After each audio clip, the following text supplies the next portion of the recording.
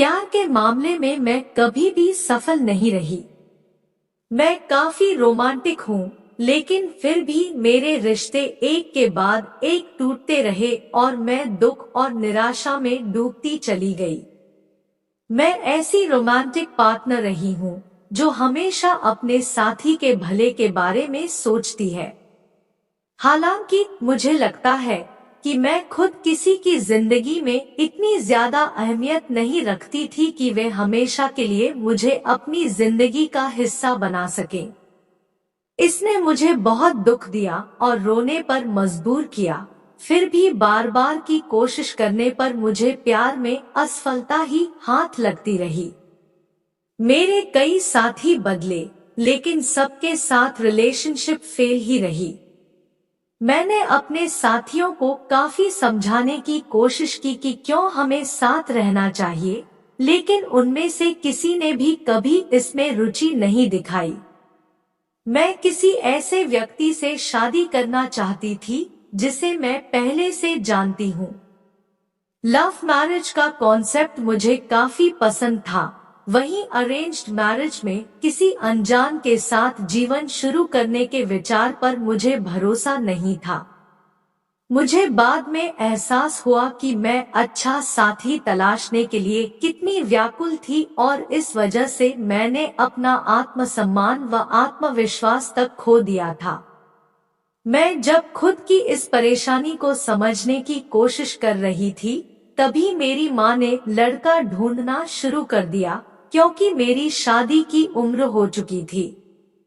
मैं उनसे इस बारे में बहस करना चाहती थी, लेकिन मेरे पास इसका आधार ही नहीं था और इसलिए मैंने अरेंज्ड मैरिज के लिए हाँ कह दी। माँ मेरे लिए सही लड़का तलाशने के लिए जी जान लगा रही थी, क्योंकि उनके मुताबिक मैं इस समाज में अकेली सिंगल लड़की नहीं रह सकती। ये एक कड़वी सच्चाई है। इस बात से कोई फर्क नहीं पड़ता कि मैं करियर में कितनी सफल हूँ, मुझे शादी तो करनी ही पड़ेगी। मेरे लिए एक के बाद एक रिश्ते आना शुरू हो गए। एक अनजान से शादी का विचार भले ही मुझे नापसंद था, लेकिन फिर भी मैंने लड़कों से बात करने की कोशिश की। मुझे कोई पसंद नहीं आ रहा था। इस दौरान मुझे ये भी एहसास हुआ कि मैंने पहले की तरह अब लड़कों को आगे बढ़कर इम्प्रेस करने की कोशिश करना बंद कर दी है। अब जब मैं ऐसा नहीं कर रही थी, तो लड़के मुझमें ज्यादा रुचि ले रहे थे। इसी बीच मेरी मुलाकात अथर्व से हुई। वह हैंडसम, चार्मिंग, टॉल था और उसकी खूबसूरत मुस्कान थी। मुझे एकदम से वह भा गया। मेरे लिए ये पहली बार था जब मुझे कोई लड़का पसंद आया था। हालांकि मैंने तय कर रखा था कि मैं वैसे बर्ताव नहीं करूंगी जैसा मैंने पहले रिलेशनशिप्स में किया, और इसलिए मैं खुलकर कुछ जाहिर नहीं कर रही थी। पहले दिन की मुलाकात में हमारे परिवार के बीच सब कुछ अच्छा रहा। हमने भी नंबर लिए और आगे मिलते रहने की बात कही। इसके बाद हम कैफे, रेस्टोरेंट्स जैसी जगहों पर मुलाकात करते रहे। वह मेरे लिए गुलाब लेकर आता था और हमेशा परफेक्ट तरीके से बर्ताव करता था। मुझे ये पसंद आता था।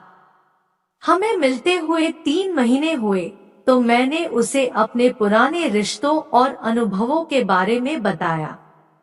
उसने कहा कि उसे मेरे पास से कोई मतलब नहीं है और मुझे भी पुरानी बातें भुला देनी चाहिए। इसने मेरे दिल को पिघलाकर उसे खुशी से भर दिया। हम दोनों ने एक दूसरे का रिश्ता स्वीकार किया। इसने मुझे बेहद खुशी दी। 5 महीने बाद हमारी धूमधाम से शादी हुई। मैं गॉर्जियस लहंगा पहनी थी और अर्थव डैशिंग नजर आ रहा था। हम दोनों शादी के फेरे लेते हुए हमेशा के लिए एक दूसरे के होने जा रहे थे। सबसे अच्छा हिस्सा ये था कि शादी करने के लिए मुझे अपने पुराने बॉयफ्रेंड की तरह अथर्व को मनाने की या फिर इम्प्रेस करने की जरूरत नहीं पड़ी।